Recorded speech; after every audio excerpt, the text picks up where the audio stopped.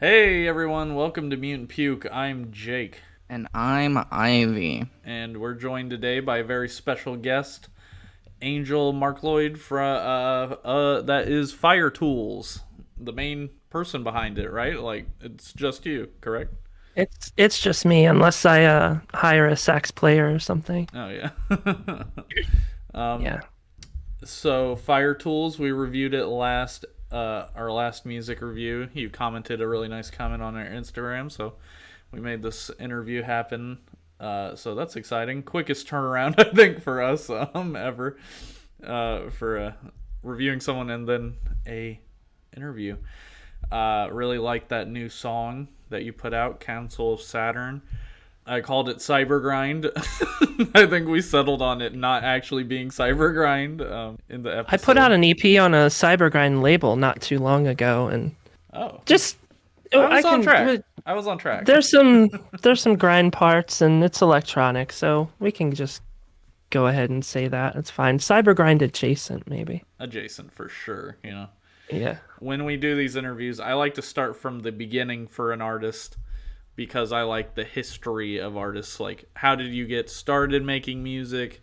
What's inspired your whole like early 2000s PC aesthetic? Is that like on the right track for describing your aesthetic? I think there's nostalgia, I think, for different eras, and that's one of them. But I'd say the 80s and 90s are a pretty big thing in my music too. So yeah. Like just that screensaver behind you, it kind of reminds me of your album art style. Yeah, I should have put on the flying toasters before we started the interview. But yeah, the flying toaster screensaver is probably before your time. I'm old. Oh, How old are you all? I'm 26. And I'm 25. How old do you think I am? I'm not gonna be offended if you before say, what like- you said, I was gonna say like my age, like 26. Maybe. Yeah, like 27 at the most. Yeah. 38. Nice. Yep, 1984. Nice. Good year. Yep. Good year. Lots of Yep, good your movies. oldest guest. Yeah, I know, for real, and lots of good music too. My favorite year for music, I think, is probably 89. But yeah, Wow. lots of good music then. Well, that makes sense because the list of music you gave me for doing our little album ranking later in the show, I did not recognize some of it, so maybe it's just like, What did I tell you? I got Yeah. it. Let me Who was on pull the it up. list? yeah, I only got the Um, list. Ivy hasn't seen it. Okay, yeah. Week. There's some recent stuff on there for real though. Okay. In fact, most of it I would say is recent. Oh, well, yeah, I'm just an idiot. Settled. No, it's okay. Well, they're probably in like, genres and scenes that you might not be familiar with because I tried to send you a huge variety in genre when I sent you that, so. And I chose the most recognizable name on the list. Yeah, American football. When when I got into them, they were one of the most obscure bands in that list, but now they're a big deal because they got Haley from Paramore singing on their album and everything, and now their song Never Meant is just like a huge meme on the internet. When for me, when I was a kid, I would just put that shit on and just cry. And now it's just like a meme. It's so weird. It's so weird. Yeah, I'm actually interested in that perspective. I love when like you're into something that nobody's into and then all of a sudden it's like the most popular thing on the planet. Yeah. Yeah. It's a weird experience because it's like there's almost like an instinctual need or instinctual want to gatekeep. Like I was here before all you motherfuckers. And I like the shit first. I don't know. I understand that okay, I get defensive about it, but I don't gatekeep because I think that the more people that like it the better. But I get defensive when I guess like I get really defensive about emo in general. Yeah. Because like, in the early 2000s it really changed, and when it started to get it's not because it got popular. I think that's great, but when it got popular, the sound just was really, really different, and like MCR's first album, I feel like, kind of kickstarted that whole thing, and then Yeah. you know, the mall emo stuff. Some of it I like, but I'm kind of a purist elitist about emo, I Like guess.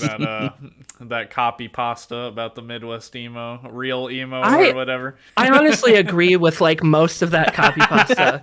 I seriously do. Like, there's a few things that they got wrong because they listed a few bands in like the shitty category that I think are legitimately emo and really good. But Yeah. honestly, like I feel that. I really feel. Yeah, I think me and Ivy maybe land more in that mall core emo realm. Speak for That's- your fucking self. That's okay. I'm just better than you. Yes. Hey, the first MCR album is good as shit, and it's very reminiscent of emo. I mean, that shit was like fast and like really whiny, and all the guitar stuff was very like kind of at least emo adjacent. But then they just started being a rock band, and I'm proud of them for that. But yeah, Well, let's get into your musical origin story. I want to know what got you into music in the first place. We've gotten some wild answers before, like Donkey Konga. I'm not expecting that type of answer, but yeah. Conga rules. What's your origin story? Fill us in. popped out of my mom and picked up some wooden spoons and just started like beating on pots and pans, I guess. They noticed I had some rhythm, so they got me a toy drum set. And I got like really good really fast. So they got me like a real kit, and then I wanted to play bass and then guitar, and then so I was just playing music when I was really young. I think I was in my first band when I was 8. Damn. Yeah. And it just went from there, I guess. I would say Rush, the band, is probably like my earliest like musical obsession. And they still are. I have, God, which arm is, okay, it's on this arm. I have a Rush tattoo. It was my first tattoo. So yeah, I mean, my parents liked rock and prog and stuff like that. I grew up on arena rock and like hair metal and stuff like that. And I still really love that stuff. So it's a big influence. But yeah, I've just played in a ton of bands, gone on a ton of tours, released a ton of music. And then I think in like, what was it, 2015, I was doing solo stuff since 2004, but 2015 is when Fire-Toolz kind of started. And I never thought it was going to become like my main thing, but it did very quickly.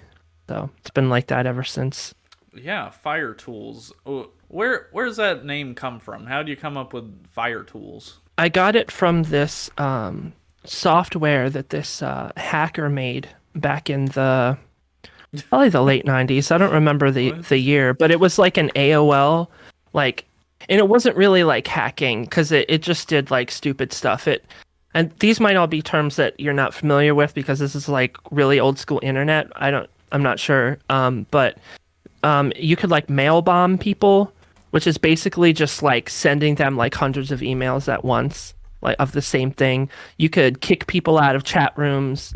You could ping their IP address, which would like slow down their internet like really slow, and a bunch of like really dumb stuff like that. There might have even been like a password thing because back then there was no like, oh, you've failed to log in 3 times in a row, you're kicked out. It was just like these things would just like go through like random characters and like keep trying and trying for like days until you finally like broke into somebody's account. So it was just really, really dumb shit. And yeah, it was called Fire-Toolz, and there was a bunch of others like AOL or AOHell. And yeah, there's just tons of them. Like these young like hackers and programmers and stuff would make these things. And so that's cool. Yeah. That's cool. Yeah. I'm sure plenty of people get that reference. I feel like I do now that you say it, I feel like I have heard that before about like hacking tools called Fire-Toolz. But I don't know. Yeah. There was a ton of them. The guy that made that one, I found out way later that he passed away in like a really bad way. He had some like really horrible like mental illnesses, and I don't want to like talk about him and like exploit it or whatever, but it's like really bad. And yeah, he got really successful really fast, and from like programming. I don't know, he he got hired by some big organization and it blew up. And I didn't find out all this until way after I chose the name, so I kind of like feel bad sometimes for choosing it. Yeah. Well, but you couldn't have known. And I'm assuming, was it stylized the same way your name is stylized with the dash? There was no hyphen, but there was a Z. Okay. Yeah. The I think I put the hyphen in it because it does make a difference. Yeah. And my first album, all the song titles were like compound words with a hyphen in the middle, so it was like a theme. I get you. Yeah. And I was gonna keep that up forever, but then I threw away that idea by the second album. So it seems like you've been able to make a lot of music for how long you've been doing it. What is your like workflow for making music, if that makes any sense? Oh, it does. Nothing in particular. I just kind of just start fucking around with a sound, a synth patch, or like an audio file that I've like already made. I make a lot of source material, and just put it in a folder, and then just like poke through it when I feel like making something. So it just starts with something, and then it goes from there. I very rarely sit down and I'm just like, I'm gonna do a song that sounds like this right now. It's just kind of exploring until something starts to form. Ivy, you got any questions you want to jump in? Ivy doesn't care about Fire-Toolz. No, I do. I was actually just looking through like the discography. You have a fuck ton of music. I'm actually curious, like, so I don't know. I always like the approach to music where if you make something and you like it enough, you just want to put it out. Is that like a similar approach that you take? Like, it looks like you have a lot of music. You said you've been working on this project since 2015. You've been like consistently like dropping stuff. So is that more of like the mindset that you take, that it's more like, oh, I like this, I made this, I'm just gonna release it? Like, it's not so much about like, oh, I hope this does well and I blow up, and more just like, fuck you, I like this music. Oh yeah, I don't give a fuck about that. I just make what I like. There's nothing else to it. I mean, I'm really happy like when I get noticed and when a lot of people catch on. I mean, if I wasn't getting like any like praise at all and nobody was buying anything, like that would probably be discouraging. But at the same time, I don't think that would deter me from continuing to make it. I mean, I was doing primarily just like noise music for a good 7 to 8 years, and nobody liked that shit. And I didn't care. I mean, I sold some tapes or whatever, but you know, I've never really... Okay, so on one hand, I do care because it's very validating, it's very exciting. And then the other hand, I don't, because I don't make stuff in order to get any kind of reaction, to make anybody think anything. Fire-Toolz is very much just me making whatever I want, whatever feels good. And, you know, I make things hard on myself by like combining genres. A lot of times it just turns people off or like weirds them out, and they're just like, well, I like that one part, but then the next part I was like, what the fuck? So like I know that like makes it makes it difficult. Like I'm not gonna like blow up because, you know, I feel like this stuff is hard to catch on, and maybe it will, but I'm just doing it because I love it. And honestly, I feel like I have to keep making music or I'll go nuts. To be fair, stuff like 100 gecs has reached damn near mainstream popularity. So, well, the thing about them is, they have like some real pop sensibility. Yeah. They do a lot of things that put them in like a weird like pop like zone. I feel like I do have some pop sensibility, but like not that much. Yeah. Because it's like really progressive and like jarring changes and stuff like that. But, you know, I feel like it would be like a good show if I like opened up for them or something. Like I feel like it would go together. I feel like there would be crossover with the fans. I think so. But absolutely. Yeah. I was thinking about, like, in our review I said that the music sounded like Cybergrind light mode version, which I think is still pretty good read. It's pretty good. Yeah, I like to call it hard new age, which is kind of like, it's almost like what you're saying, because you're taking Cybergrind and making it light, and I'm taking light new age music and making it hard, so it's kind of okay, similar. I see. Yeah. I think another great description is like kind of Dreamcast music almost, like something you'd hear in the title screen of a Dreamcast game is kind of the vibes I get. Yeah, I don't really I like video game music, and some of it has been a bit of an influence, but it's like really not intentional. But then people will send me links to like video game soundtracks, and I'll be like, holy shit, like I can hear it. This is really good. I mean, I was really big on like Super Mario and Super Metroid and stuff. Like I was big into NES or SNES, well, NES too, when I was a kid, but I didn't have a lot of games. I just had like 5 that I would play. So yeah, video game music didn't. I would say like the music on like the Weather Channel forecasts was way more influential to me than video games. Fascinating. Fucking also, rules. I can see it. Makes sense. Yeah. Now that you put it like that. Yeah, there is just something a little weirdly nostalgic about your music. I don't know how you're doing it, but it's working its magic on me. Well, I'm really nostalgic for the past. It's a disease. It's horrible. Like, just I listened to so much music from when I was in my even like single digits, like that that I would just hear like on the radio or in the background of like TV shows and just stuff like that. So yeah, there's a lot of nostalgia there, and people talk shit about nostalgia, and I don't care because I want to go back to being 7. I would do anything to be 7 again and go back to the early 90s and the late 80s and just exist there. Yeah, I definitely feel that. I can relate. I was just putting together a playlist recently of all the childhood bangers I would listen to. Like That's great. A lot of the Fray, Ocean Avenue, classics, Hollywood. Ocean Avenue, as in Yellow Card. Yeah, that song. Oh, okay, that cool. one song from Yellow Card. Yellow Card is so good. Okay, I loved them when they were a thing. I only ever heard that one song, you know. Oh man, it was like you in gotta movies and on the radio and stuff. Yeah, I was listening to Yellow Card far before that. Well, you were playing drums and shit. Yeah, I'm not on that level, you know. I was playing with blocks. I mean, who the hell was making like really well written pop punk with a full-time violin player? Like nobody was doing that. I don't think anybody has done it. Yeah, because you know there's violin in that song, right? It was like one of their things. Okay, yeah. So he's in like most of their songs, at least for some albums. That's really cool. Nobody's done that. It works really well. The Callous Cowboys got a violin player. Oh yeah, that's right.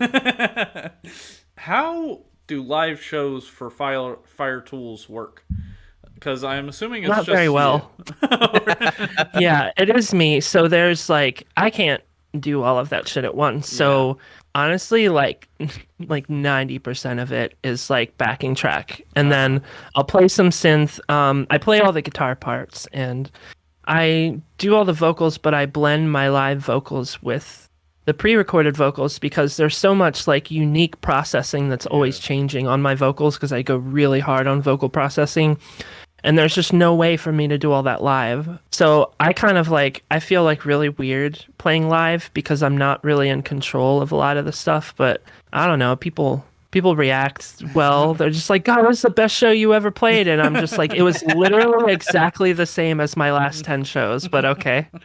It's interesting because I know with like we keep fucking talking about Cybergrind, but I feel like with Cybergrind blowing up, a lot of those artists actually do it the same way, where it's just them and like backing tracks, and they play whatever main instrument that they can do.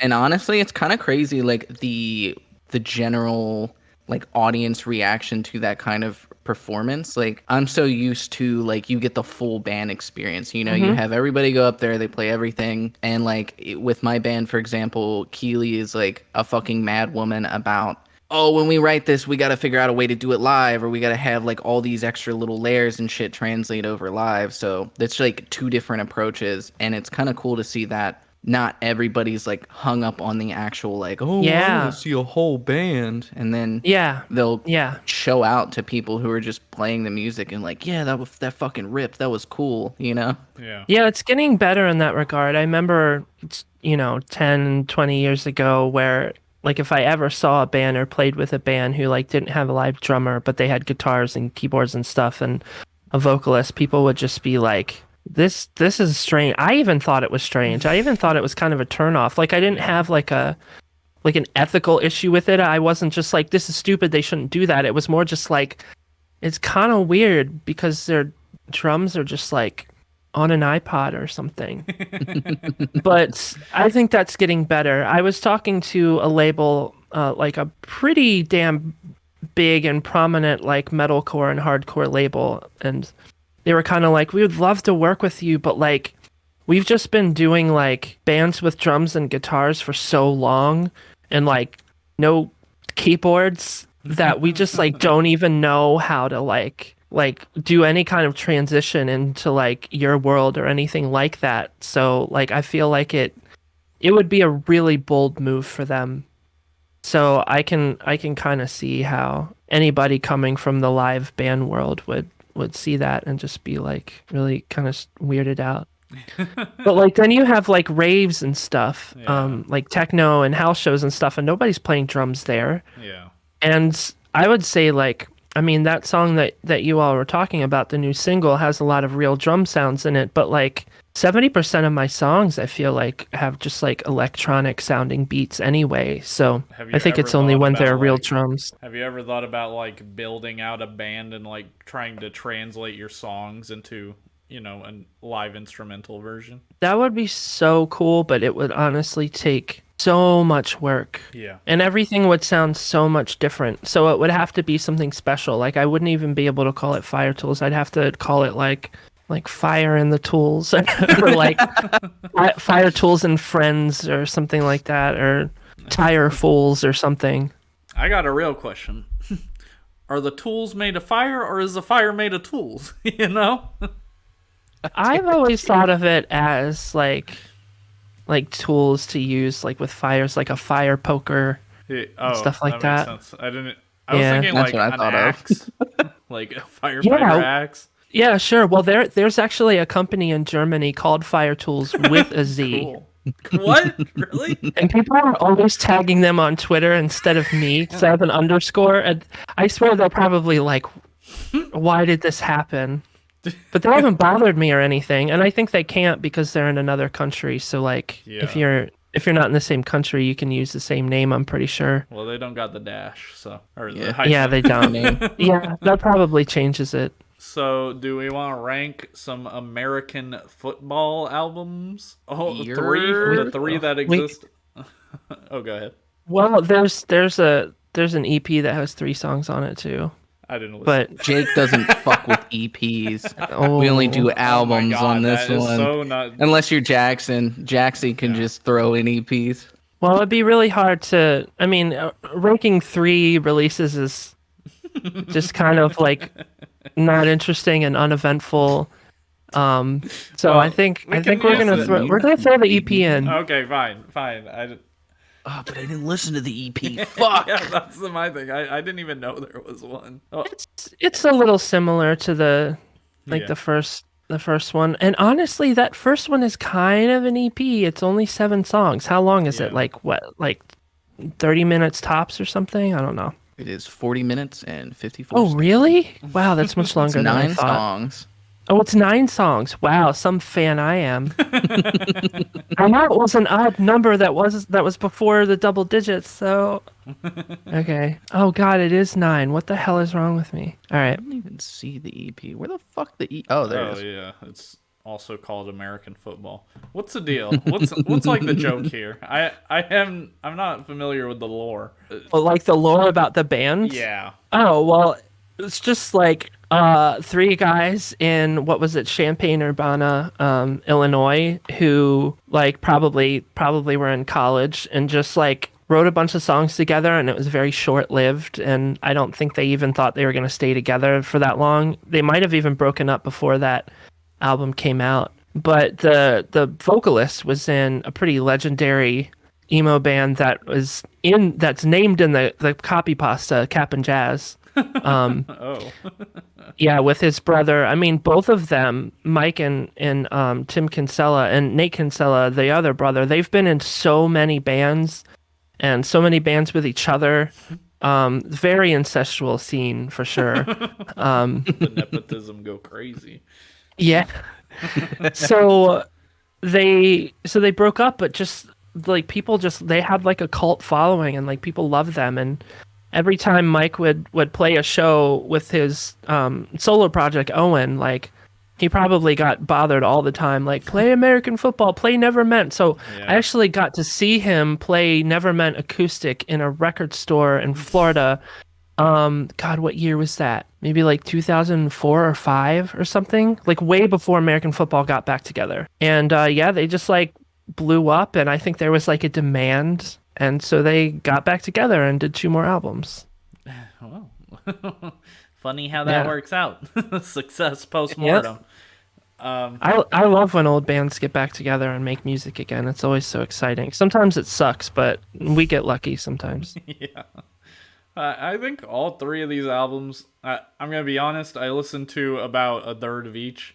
I'm not a math rock fan, to be honest. But I did find it peaceful. I found this album very peaceful sounding. Or all 3 of these, honestly. They got some flutes in there. Let's go. Got a little flute. So the way we do this is we just go round robin, and we'll say our number 4 in this case, because we're doing 4 things. And we'll start with you, Angel. Okay, 1 is definitely their self-titled, the first one, not the EP, but the okay. one after that. Yeah. Aren't they all self-titled? Are they? All the albums, right? Yeah, they're They're it's all called Oh, American just Football. American Football LP or I guess I EP just- number. Yeah, there's a number. But they use they have. I mean, they have to use a number, or else like Yeah, it doesn't make yeah. sense. But I didn't know if the fans did that though. Oh. Because like Sunny Day Real Estate put out an album that I think didn't have a name, so people have to call it something. So they call it the Pink Album or LP2. Oh, yeah. It just Yeah. doesn't have a name.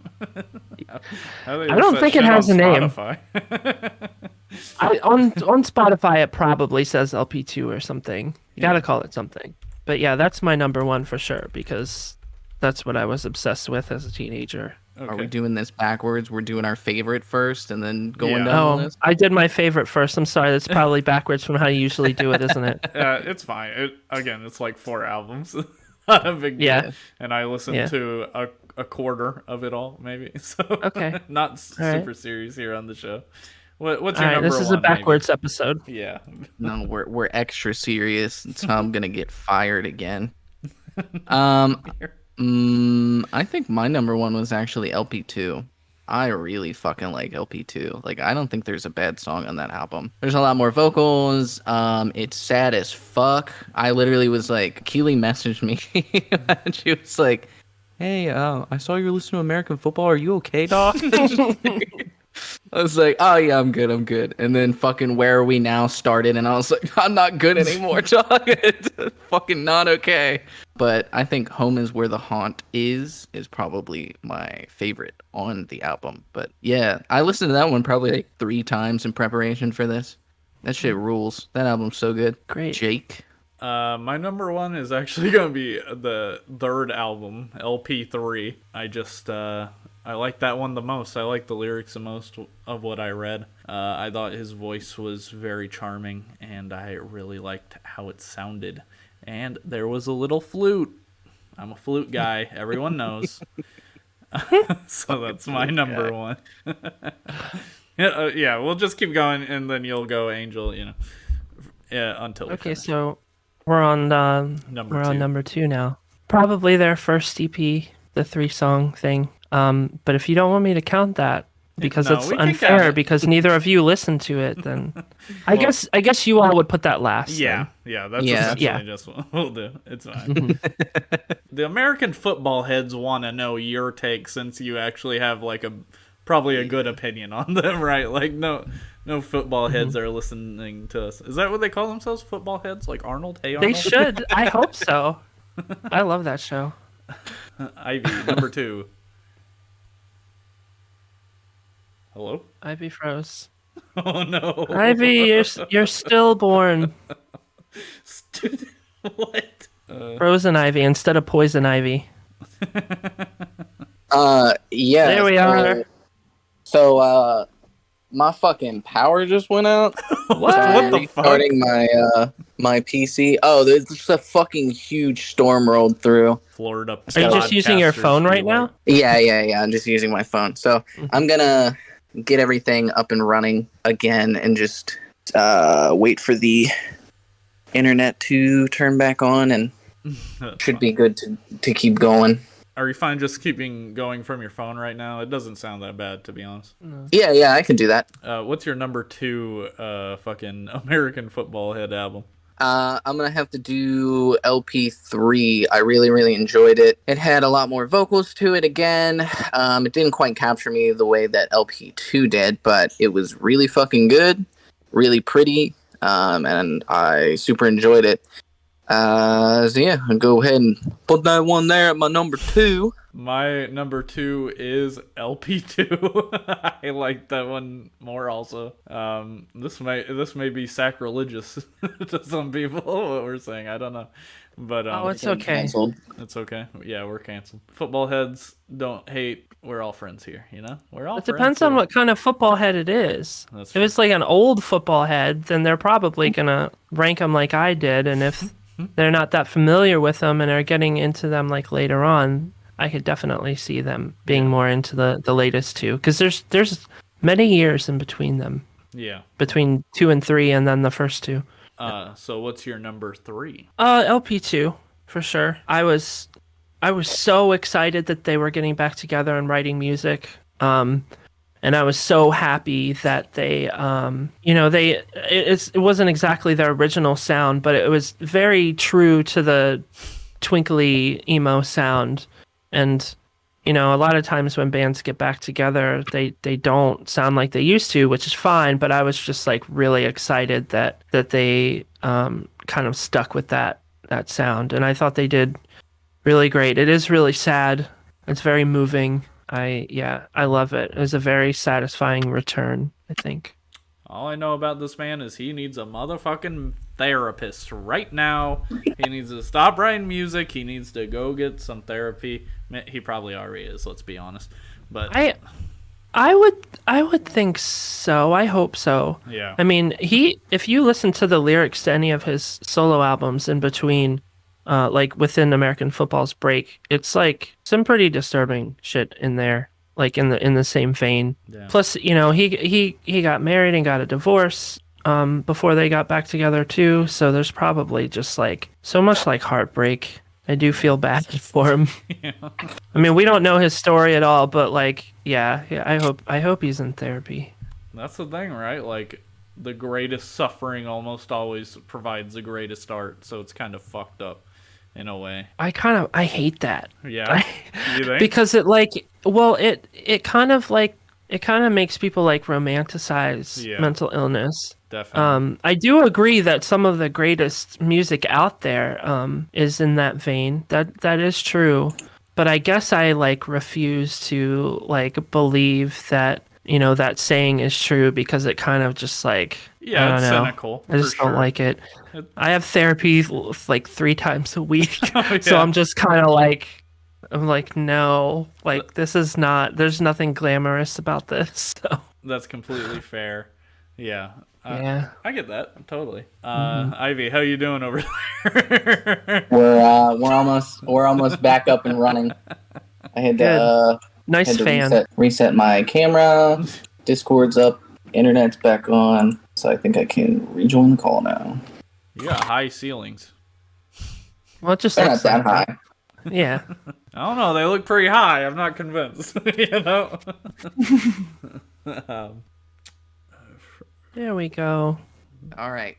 I'm fucking back, baby. Fucking so glad we're in Florida. It sucks here. Why the fuck is it storming? Come on. Florida. Because it's podcast. Florida.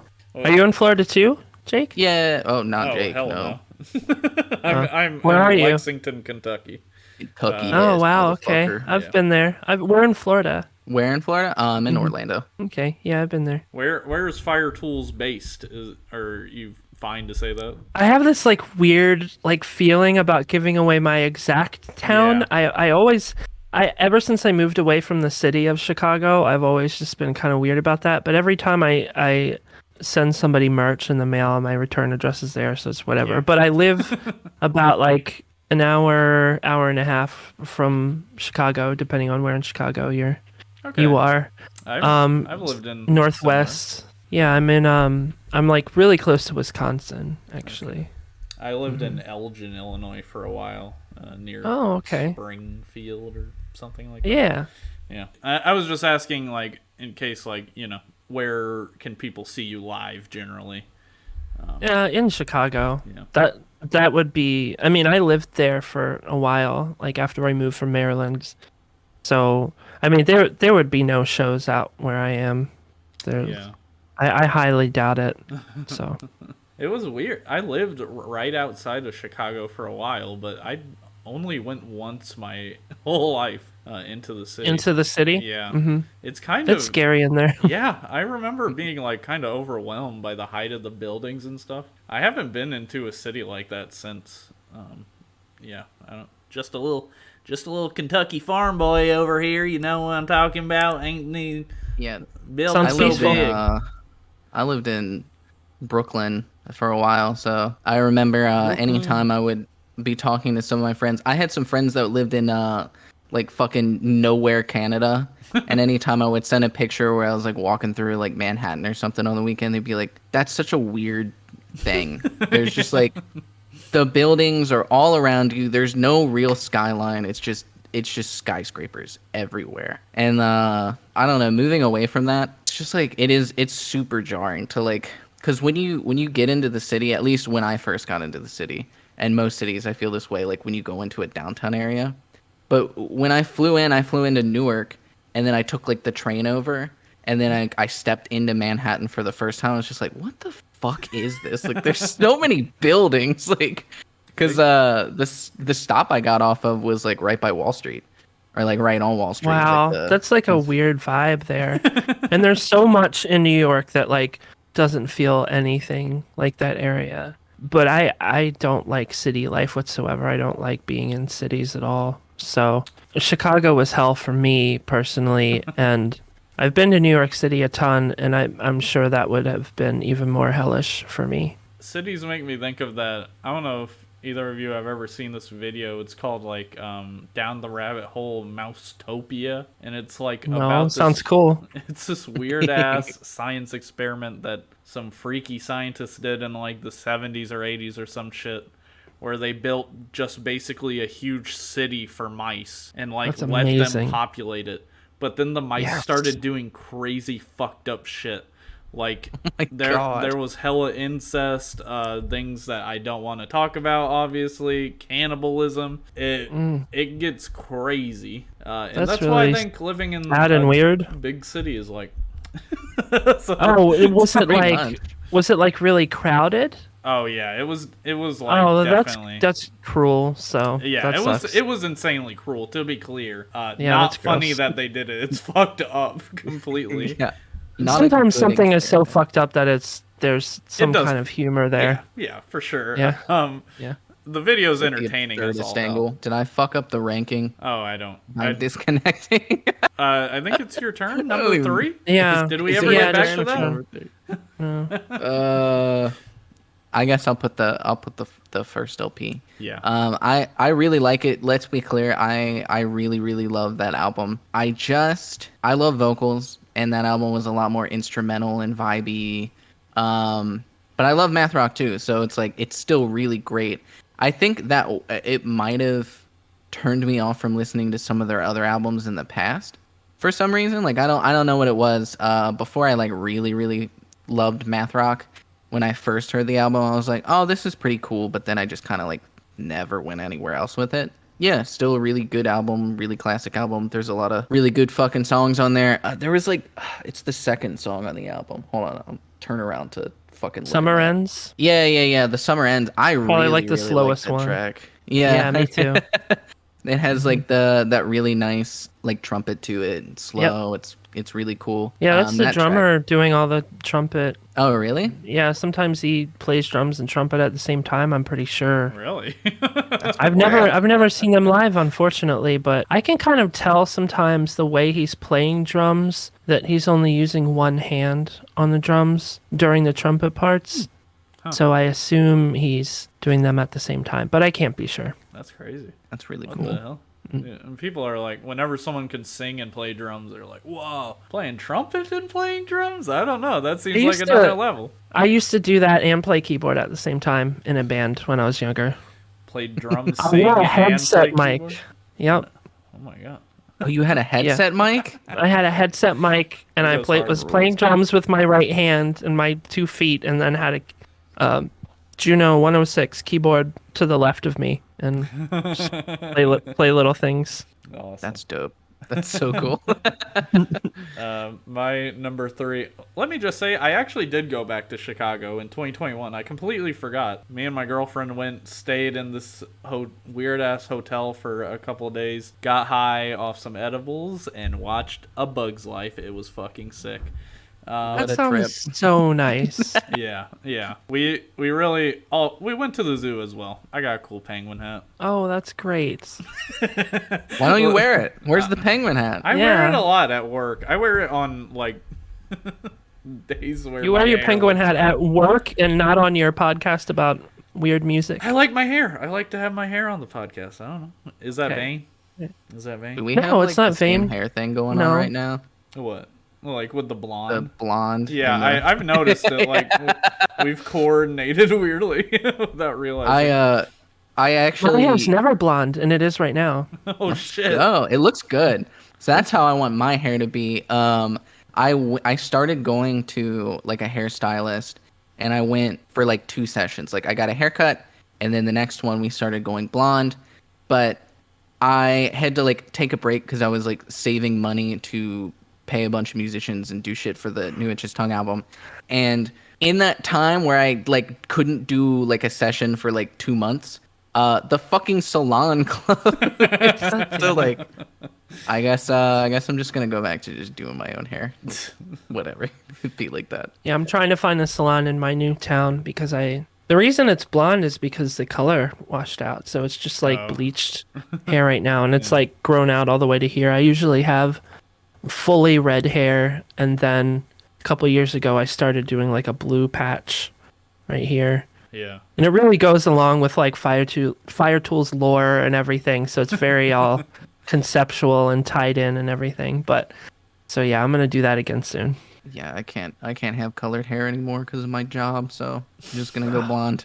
That's so stupid. Really? That sucks. It's asked- 2023. What the fuck is that?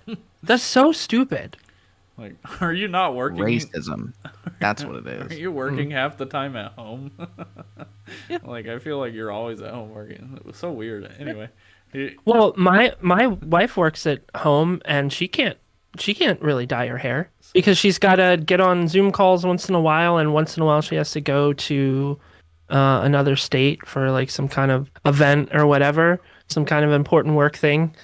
And Same. she has like an eyebrow piercing and a septum piercing, and I think that she was gonna put a second eyebrow piercing in, and she couldn't even do that. So fuck. Oh, weird. yeah, it's My so company's like, dumb. luckily, the one I work for is like, luckily very inclusive. Like, they That's they have good. some great policies. Yeah, but weird, weird off-topic shit we're talking about right now. My number 3 is That's the obviously podcast, baby. that's my number 3 is obviously that first American football record. I mean, I get it, but I've never really gotten it right. I don't think you it's- get it. It's not of my time. I think I miss the boat. The Nevermint memes are kind of funny. I like whenever the like first, guitar riffs show up Yeah. in memes. Like whenever they show up in memes, it's I welcome it, but I don't actually I think hit listen. I tweeted something recently, and I don't think anybody knew what I was talking about. I gotta find it. I hate It's- when you it's have a related, banger though. tweet that nobody recognizes. I hate Twitter so much. My Oh whole yeah, I do those a lot. See, because I'm into so many different kinds of music Yeah. that I'll just tweet something about, like, this one band that nobody that's following me knows anything about.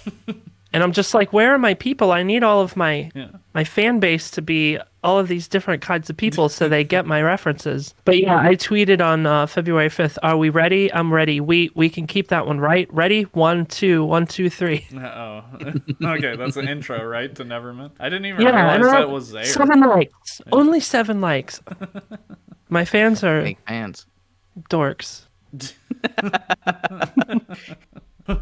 Yeah, football heads are really failing us out here. Go like that tweet.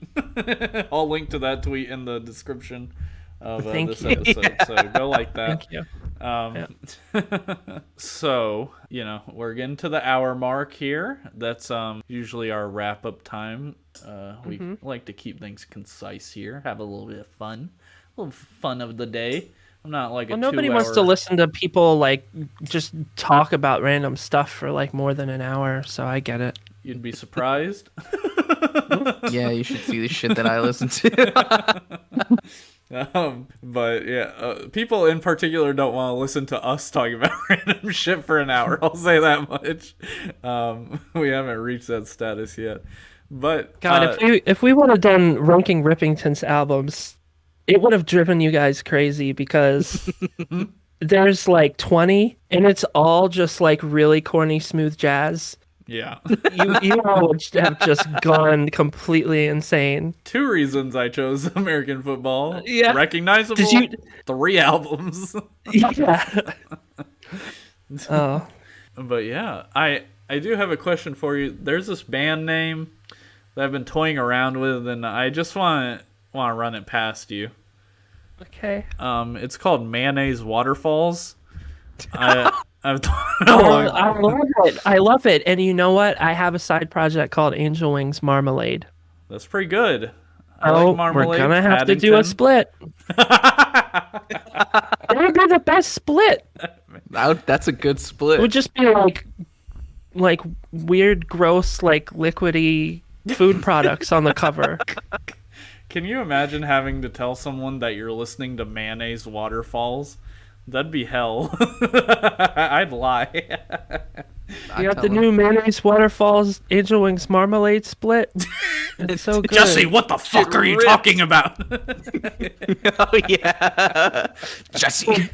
There was this guy who had a project called Mayo Man, and all it was buckets of mayonnaise and himself, like no mic, and he would just like shove his hands in it and just go, and he would just like yell, and he would get mayonnaise everywhere. That was on Spotify? No, it wasn't. There's some YouTube videos, and they're hard to find because you type in Mayo Man, and you just have to sort through so much stuff. I'll see if I can find it and send it to you, but it's don't try too hard. Really ridiculous. Okay, but I haven't seen it in so long, and I have to find it. Yeah, I guess if you find it, I mean, send the link. If you're gonna watch it anyway, you won't be sorry after you watch at least 1 minute of it. You'll stop the video and close the tab and be like, I'm glad that I saw that. I don't want to see any more of it, but I'm really glad I got to see that. It's about to be an all-time hitter in the Discord. Let's make it famous. All right, Angel of Fire-Toolz, you've passed the challenge. You've beaten the spicy wings or whatever Sean Evans says. Go on and plug your stuff. Give all the links. We want to know where to find you. Okay. Well, I'm pretty active on Twitter. Say a lot of dumb shit there. My Instagram is actually super poppin'. My stories are good. I have great stories. I post the greatest memes. They're very relevant to my vibe, and yeah, my Instagram is way better than people think it is. Okay. What are the ads for those? Oh, I'm sorry. The Fire-Toolz, but underscore, because these stupid organizations don't allow hyphens. I think it would mess up the code, actually. That's why they do that. Something like that, yeah. Yeah, so it's Fire_Tools on Instagram and Twitter. And then I have a Bandcamp where there's actual hyphen, firetools.bandcamp.com, and most of my music is on there. Do you rock out on the TikTok? You got TikTok? I feel like your music would resonate. I have I have a Boomer TikTok, Jake. and I have some videos on there, but like I'm not active on there, and I need to be, and I want to be. Yeah. I just don't know what the hell to do. I really just don't. Like half of my posts are just clips of my music, and like, oh, I have a new song, go listen. But I have a few talking to the camera videos, but I really need to do more. I just need some ideas. I feel like everyone that's 20 and up struggles majorly with that platform, because I am the same way. Like, I grew up making YouTube videos. I've made videos forever, and I don't know what to do on that motherfucker. I hate TikTok so much. I hate creating for TikTok specifically. I don't mind the app, like it's cringe sometimes, but it's the kids, like, they're gonna be cringe. It's whatever. It's kids. Yeah. So that's with an underscore too. Okay. Fire_Tools. But yeah, I'm on there. I need more followers on there. Not that I care about how many followers I have. I would never care. I do. I personally would care. never care. But honestly, if there were more, I think I would be more inclined to make content, because I know it would just like, I don't want to make stuff for like 10 people. It's kind of like that paradox. I have 290. That's actually not bad for how better than me. Inactive I am. Way really? Better than me. I have like 59 followers or something. Oh. If that. It's probably like 24. That's so sad. I don't post on it like I should. Every time I do, we get followers, but I just don't do it because I hate it. But that's all right. Thank you. YouTube too. Oh, yeah. I want to plug YouTube because I have a lot of music videos. Pretty cool music videos, if I say so myself. Lots of them, and I have like 5 commentary videos where I talk about my music, answer questions, explain my weird lore and stuff. And that there's actually a hyphen in that, youtube.com/Fire-Toolz spelled correctly. Yeah. So very happy about the hyphen there. Yeah, huge W for Fire-Toolz. Oh, Thank wow. you so much, Hello. Angel, for joining us for this interview. I really appreciate it. Thanks, everyone, for listening. We have a Patreon, patreon.com/Mutant Puke. We do bi-weekly bonus episodes for Discogtopsy.